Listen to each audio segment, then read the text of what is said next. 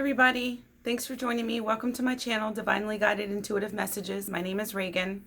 If you haven't done so already, be sure to subscribe and click the notifications bell so that you'll be notified next time I post a video. Please give this video a thumbs up if I or anything that I say resonates with you.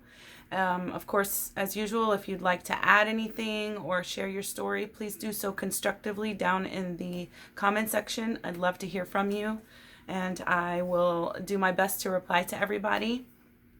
So today I wanted to talk with you about some of the soul lessons that I have learned on my spiritual journey. So one of my soul lessons was authenticity, to be more authentic. And what that really means is to speak your truth and to be true to yourself and not let other people's input or opinions or cut downs make a difference to you, and just that you're okay if you don't win or that you don't succeed every single time, that you understand that it takes failure to bring out success. So that's why everything is forever changing, right? So authenticity was something that I needed to learn about, because I was being authentic, however, in a way that wasn't completely true to myself, because I was giving more than I was receiving. And now I'm not. Another one is that I had to release control and attachment to outcomes and situations and things like that. So what that means is that you can't do things. We're not supposed to do things based on what the outcome is or what we want the outcome to be. We're just supposed to, if let's say that there's a situation that you want to go a particular way, let's say it's a new job or something like that, and you go for the new job and you're really hoping that you get the new job, but you're not setting any expectations on that job. So it's about releasing control of the outcome or an attachment to what your ideal outcome should be to make you happy. Because really we're supposed to be happy from within and not looking for outward projections or different people or things or occurrences to be happy. So I had to learn a lesson on releasing control, because in my life I've been basically the rock or the glue, if you will, and I kind of held everything together all on my own. And so control is an issue for me, in the sense that that's really the only thing I've ever known. Like, I've never been able to be out of control. I've always had to be in control. So that was difficult for me, it's operating from like an old belief pattern, and I'm going to the new now. So in order to get that lesson, I had to change my behavior and my thoughts, and therefore the outcome will improve as well. So I had to learn a lesson about discernment and setting boundaries. Discernment is whenever it's like your discretion, that's how it's coming to me now. An easy way to explain it is that it's your discretion. Is your discretion in alignment with where you want to go or where you're going? Is your discretion harming you in any way, or any of your decisions that you're making, are you being hurt by them? I have a client who had become rather promiscuous in her life, and she decided that she was feeling worse and worse about herself once she started dancing, stripping, and so we talked about discernment in the realm of her having to make decisions that produced outcomes that she felt good about, that she could stand behind, that she could really enjoy, and not feel like something had been taken from her doing them. And setting and enforcing boundaries is a big part of discernment. It's like, okay, how far am I willing to go? How much can I give before I have to stop giving and wait either for them to reciprocate or for me just to move past that, because we need to be able to have those boundaries intact so that we don't overgive and then feel taken advantage of or get upset, or that we're not being stingy or, unempathetic or unsympathetic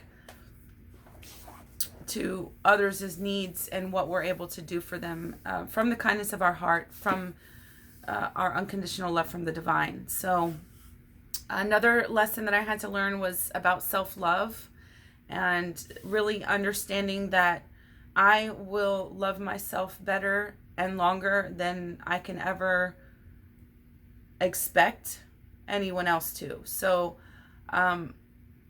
if you have a full tank of gas, then you don't need any more gas, right? So, but if you have an empty tank of gas, then you can't go anywhere until you get more gas. So that's the kind of the same analogy for what I'm talking about self-love. You have to have a full tank of self-love for yourself before you can actually love someone else to your fullest ability. That you actually feel love for people that you don't know, situations that you're not involved in, that kind of thing. So if you want to get into a good relationship and you want to have this special love, then you have to be whole and able to give that love to someone else. So you have to have it within yourself first. Also, self-care. I know a lot of us as caregivers, moms, dads, grandmas, grandpas, friends, aunts, uncles, neighbors, whatever. What we need to understand is that we must care for ourselves too, because if we're responsible for caring for someone and we're not being properly cared for, then at some point we're not going to have enough to give, or we're going to just get sick, or in the most extreme case, you can develop disease and die. So it's about de-stressing yourself, taking time to do the things that you like to do. For me, it's getting my hair and nails cut and painted, to go on my bike rides, or read my book or whatever, and of course meditate. I can't say that enough. Going out with friends, things like that. Those are the kind of things that makes me feel good and about myself, and so they're good things for me to do for myself under this self-care lesson. What I found was that I was caring a lot more for others than I was for myself, and I didn't feel good about doing that because I felt like, no one ever offered to do anything for me. You know what I'm saying? No one ever said, oh, wait, well, you've been doing so much. Let me take over. Let's do this for you. Or, you know what I'm saying? I kind of have to take care of everything for everybody. So I had gotten to where I felt lack in that area because I was so busy doing what I was doing for other people, my kids and my family, and my friends, that I didn't realize that, at some point I would need something, and I didn't have anyone offering to do anything for me. And what I realized is that it's not necessarily that they didn't care enough to offer anything. They just didn't know what I needed or what I wanted. Well, frankly, I wasn't really clear on that myself. So it would be really difficult for someone else to know what I wanted if I first didn't know what I wanted. So take care of myself better than I had been, as good as I had been taking care of others, but bring it back to me for a change. And if that means going out and buying yourself a top or an outfit or something like that, then whatever it is for you. So that was a lesson that I had to learn about myself. Which kind of went with what's next, the self-worth, value, and validation. It's like not looking outward for other people to see what they think about you, but necessarily looking at the mirror and saying, oh, I really like this dress on myself. You look really pretty in this outfit. Or telling myself nice things, and getting the information that I wanted for myself from myself. You know what I'm saying? Instead of having someone say you look really nice in that outfit and me saying, oh wow, thank you, I would be like, I knew that, instead of, but I wouldn't say I knew that. Obviously that would be rude. I would still say thank you, but I realized that I needed to work on that whenever I kind of felt like I was actually looking for people from the outside to say something. And I realized that whenever I would speak to someone and they would give me a compliment, I would be like, I didn't know how to handle it. It wasn't like, thank you wasn't the first thing that came to mind to say. It was like, for some reason, I always felt like I had to discount myself. Like, oh, well, this old thing, or, oh, I got it from wherever. Like, it was never a reaction to say thank you, because I didn't have that within myself. So I wasn't prepared on what to say if someone else said it to me. I didn't expect it because I didn't really think about it myself. So, and it kind of made me come across wrong to people. You know what I'm saying? It was like something that people didn't value about me because I didn't find value in myself. And now that I do that, I attract such a different response from people. And whenever they give me a compliment, I say thank you. And I really do think to myself, I'm like, I knew that. Like, I already thought about it. Self-delusion was another lesson that sometimes our mind will play tricks on us, and we will think things, and we'll kind of manipulate our mind into seeing more into something than what's really there. So, believing things or creating thoughts or feelings in my mind that weren't actually real and tangible, and something that I was kind of just like wishful thinking, if you will. So I've learned that I need to look out for, the way the brain works, and the pathways that we've learned through treading them back and forth so many times over the years. And these are these belief systems that I've talked about, that, they're old and outdated, and we need to bring in the new. So, that's what the whole memory loss thing is about. I was telling you about that before, in the signs and symptoms of spiritual awakening. Also, allowing and receiving. Because I've always been such a giver, it's been difficult for me to receive things. Like I said before, compliments or gifts, or I always felt like saying, no, oh, thank you so much, but you didn't have to do that. You know what I mean? Like, I didn't really know how to receive and how to allow people to approach me and to receive, because receiving is also about allowing someone else to have their opportunity to give, so we have to pay attention that, if you say no thank you and you cut somebody off from something that they want to do for you because of a thought that you might have, thinking, oh, well, they're going to want something back, or I'm going to have to do something, or I don't feel like I want them to do it because, well, it's too much trouble, or I don't want to put them out, or something like that. But allowing other people to have their opportunity to give is really important, because each of us have a mission to fulfill, and sometimes it's giving, sometimes it's receiving, but we all need to have that balance to where we can give and receive. So if you, even if I'm giving to one person, it could be another person that gives back to me, and I don't have to give to them. So it's just about an equal give and take wherever you go. And it doesn't have to be at that moment, at that time. Also integrity, which is really about, seeing the good in people and being honest with yourself and others.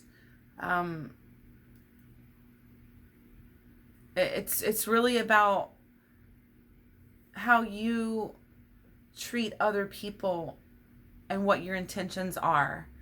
If you're giving to give, okay, great, you're on the right track. But if you're giving with an expectation to receive, then you need to tweak it a little bit, because it seems to be a big lesson across the board.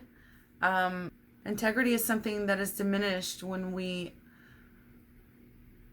are operating from our 3D, our ego perspective, right? Well, I have to have the best clothes or the highest brand purses or whatever, or I won't have the group of friends that I want. Well, maybe those friends aren't for you to have. If you have to do all of those things to impress them, then maybe you just need to find friends that are liking you for you, and that you don't have to have all of these fancy things to impress. You know what I mean? It's about, coming from the heart with everything, having a feeling and, paying attention to it, really, not suppressing it, not pushing it down, because suppression causes depression. And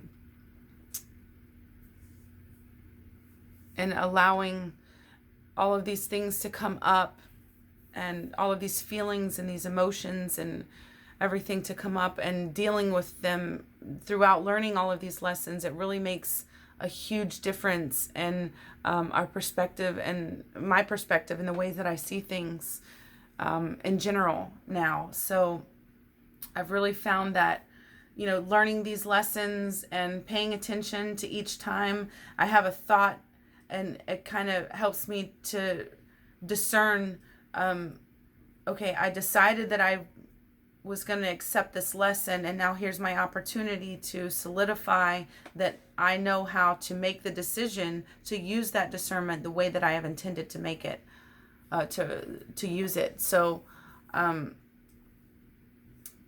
of goes with the setting boundaries, and setting and enforcing boundaries. When I make a decision, okay, I've accepted I've brought up all of this stuff needs to be healed. I have taken the lesson, and now I'm going to be given an opportunity, or ample opportunities, to, put that new belief, that new way of making decisions into play. So it's really important that we stick to these lessons and, learn what we can from them. So that's all I have for you today, guys. If you haven't done so already, please give this video a thumbs up and subscribe to my channel. Click the notifications bell so you can be notified next time I post a video. And thank you so much for joining me. I hope to see you again. Peace.